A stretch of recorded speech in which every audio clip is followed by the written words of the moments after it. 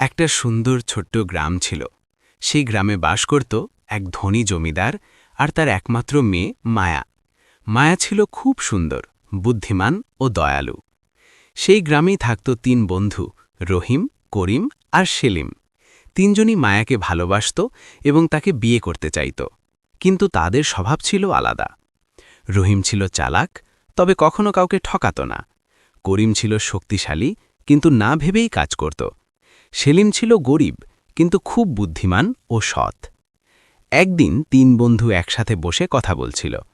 রহিম বলল, আমরা ৩ জনই তো মায়াকে ভালোবাসি, কিন্তু মায়া কাকে ভালোবাসে সেটা তো জানি না।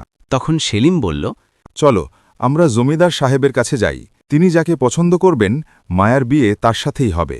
সবাই রাজি হয়ে গেল, আর তারা ৩ জন জমিদারের বাড়ির দিকে রওনা দিল। কি ব্যাপার, তোমরা কারা? জমিদার সাহেব, আমরা ৩ জনই আপনার মেয়েকে ভালোবাসি এবং বিয়ে করতে চাই। জমিদার একটু হেসে বললেন, ঠিক আছে, আমি তোমাদের একটা শর্ত দিচ্ছি।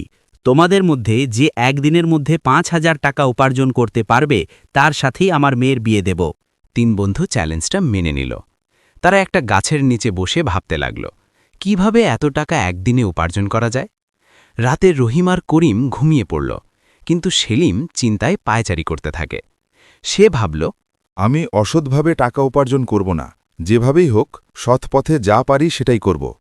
পরের দিন সকালবেলা ৩ জন আবার জমিদারের বাড়ির দিকে যেতে লাগল। পথে জমিদারের সাথে দেখা হল।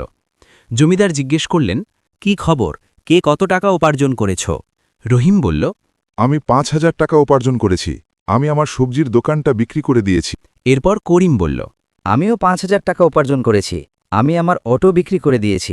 শেষে সেলিম বলল, জমিদার সাহেব, আমি দুঃখিত, আমি ৫০০ টাকার বেশি উপার্জন করতে পারিনি। জমিদার জিজ্ঞেস করলেন, কেন?